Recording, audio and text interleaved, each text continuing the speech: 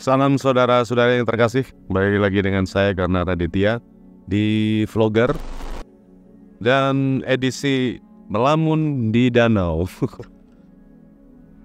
Ya, sekarang saya berada di Lake Merritt di Auckland, tepat di tengah-tengah downtown Auckland ya ini. Jadi memang ketika saya kalau pulang bekerja 4:30 gitu, terus saya mampir ke sini gitu untuk ya sekedar mampir sebentar gitu, duduk terus sambil melamun. Terutama juga untuk apa ya? Ya untuk meregangkan otot dan sebagainya, sekaligus untuk melamun sambil menikmati pemandangan, terutama berada di Lake Merritt ini ya. Karena Lake Merritt itu kan besar ya, jadi itu ada banyak tempat-tempat spot yang bisa cocok mungkin untuk buat duduk, atau mungkin buat piknik, atau untuk orang jalan kaki, atau mungkin jogging juga gitu. Dan ini persis di bibir yang kebetulan memang asik juga sih untuk, nah ini biasanya bebek-bebeknya ini suka nguping. Sering biasanya kalau saya lagi meditasi di sini, bebek-bebeknya itu pada mendekat kayak gitu, lucu. Mungkin ini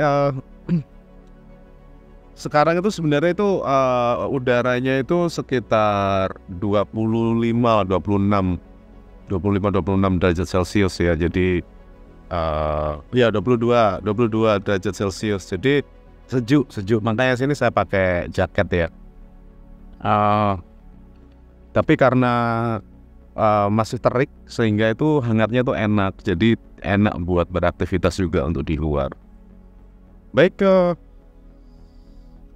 bagaimana, apa kabar teman-teman semuanya? Terima kasih ya sudah menyimak di beberapa video yang sudah saya upload.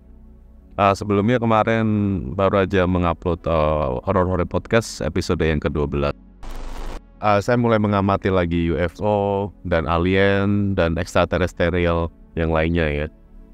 Dulu itu saya kan ya sekitar mahasiswa dulu gitu, sangat seneng gitu, selalu mencari tahu soal itu. Setelah berjalannya waktu saya udah lupa gitu, udah nggak begitu concern di situ. Terus namun akhir-akhir ini karena dengan pemahaman spiritual yang setiap hari saya dapatkan itu, entah kenapa selalu kok terhubungkan kepada kehidupan yang ada di luar sana.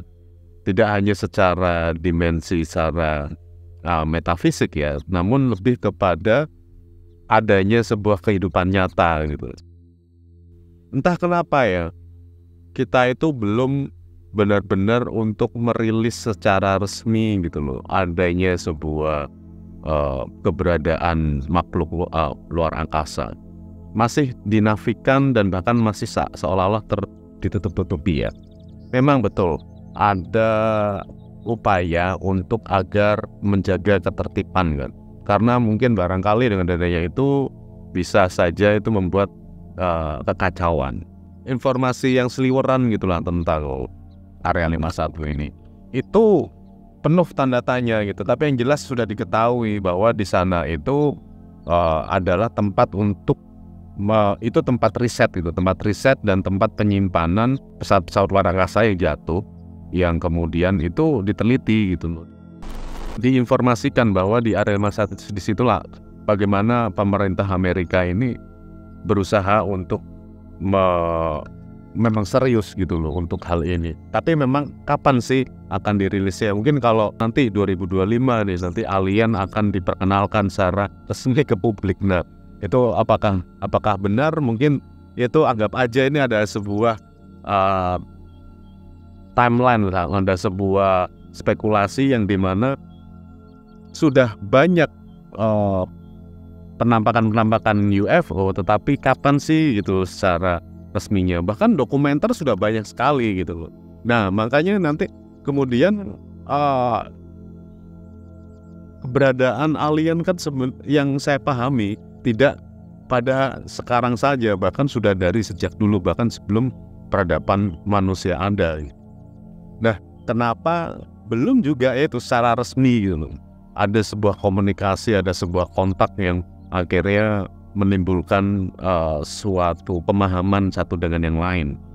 Misalnya kalau memang di Amerika, kembali lagi ya, dari Project Amerika sendiri, misalnya SETI itu, mereka mencoba untuk mengirimkan apapun gitu, mengirimkan seperti apa sih peradaban manusia, misalnya kayak bagaimana manusia itu memasak, terus bercocok tanam, terus ini adalah lagu, terus ini adalah banyak hal gitu untuk diperkenalkan. Namun sampai sekarang belum ada kontak secara resmi. Nah, akhirnya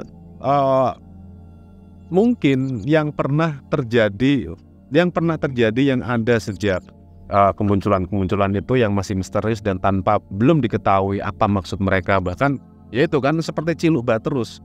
UFO itu sukanya ciluk-ba, alien sukanya ciluk-ba, sama seperti setan yang membuat orang penasaran kan memang. Tapi yang itu sebagai tanda tanya buat kita.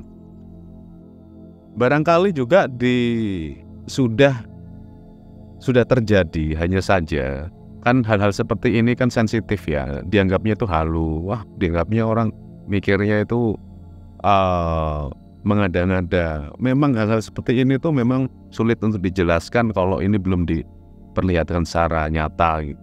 Namun kalau secara saintifik ini bisa diurai gitu. Nah sekarang apakah kemunculan alien dan UFO ini hanya sekadar untuk mencari tahu tentang kita kah?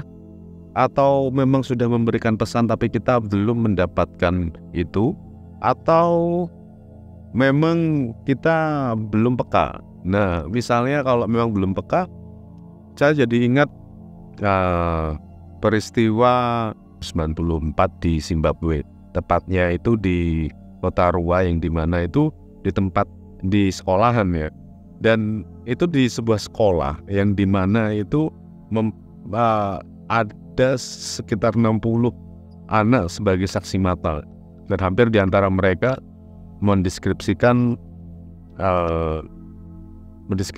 secara hampir sama gitu. Misalnya kalau mereka itu tinggi gitu, terus kemudian kepalanya besar, terus kemudian botak tapi agak lonjong, terus matanya hitam, dan masing-masing mereka mendeskripsikan secara hampir sama. Anak-anak ini ada di antara mereka itu si alien ini kan tidak melakukan komunikasi sama sekali ya, tetapi si alien ini seolah-olah seperti memberikan penglihatan gitu loh kepada beberapa anak. Dan penglihatan itu yang diceritakan dari anak-anak ini itu betapa bagaimana bumi ini tuh sebegitu dirusaknya oleh manusia. Ada di antara mereka mencoba untuk memberitahu seperti apa sih bumi ini sebenarnya gitu loh. Betapa sudah begitu rusaknya sampai si alien ini heran. Saya heran itu. Dan bentuknya itu tidak hanya si aliennya ya, tapi juga UFO-nya itu tuh seperti bus, kayak bus lonjong gitu ya, sama seperti halnya kayak seperti berbentuk piringan yang berwarna silver. Yang kemudian ini ketika anak-anak itu mencoba mendeskripsikan, mereka juga memiliki deskripsi yang sama. Lalu ya bagaimana ya seorang anak yang akhirnya mereka mendapatkan penglihatan itu? Saya penasaran anak-anak itu, karena ini tahun 94 ya. Saya penasaran anak yang mereka mendapatkan penglihatan itu seperti apa ya sekarang ini. Apakah mereka sekarang sudah bisa berkontak dengan alien gitu? Atau mungkin menjadi astronot atau entahlah. Tapi yang jelas itu cara mereka komunikasi memang melakukan seperti itu ya. Alien yang saya pahami bahwa mereka berkomunikasi dengan telepati. Dan telepati itu yang didapatkan oleh si anak ini gitu, bahwa ada sebuah pesan bumi ini tuh sudah rusak. Itu tahun 94 gitu ya. Bagaimana dengan sekarang? Stephen Hawking itu ada sempat kekhawatiran kalau misalnya kita memberikan semua informasi dan membuat kontak ke mereka, kalau itu semua tahu, nanti itu sama seperti halnya kejadian seperti Christopher Columbus ini mengkoloni sebuah pulau gitu. Dan itu yang ditakutkan, dikhawatirkan oleh Stephen Hawking jika alien itu akan menguasai manusia, menguasai bumi gitu. Tetapi dengan peradabannya yang jauh lebih maju dan mereka juga udah jauh lebih lama daripada manusia, mereka sepertinya kurang apa gitu loh. Mereka sepertinya kalau mau mencari sumber daya alam atau apa, mereka sudah mendapatkannya semua. Mungkin bahkan mereka jauh lebih memikirkan, tidak hanya mikirin soal sumber daya, tetapi hal yang lain. Jadi mari kita cermati pesan alien ini. Apakah kita peka bahwa mereka ini telah memberikan pesan, memberikan sinyal, dan mungkin kita memang belum tahu, tetapi ada banyak cara untuk bisa berkomunikasi dengan mereka. Kita bisa saling cari tahu, kita bisa terbantukan oleh mereka misalnya, mungkin ya, kenapa tidak. Sehingga inilah pemahaman saya ketika saya mulai dari yang mulai suka alien, UFO, tapi sekarang mulai yang untuk merelevansikan terhadap pemahaman saya akan alam semesta dan meditasi. Apakah semuanya terhubung? Apakah bisa? Itu pertanyaan pada melamun di danau kali ini. Baik, terima kasih banyak teman-teman yang sudah menyimak. Semoga kalian selalu diberkahi dengan kesehatan dan berkat. Salam.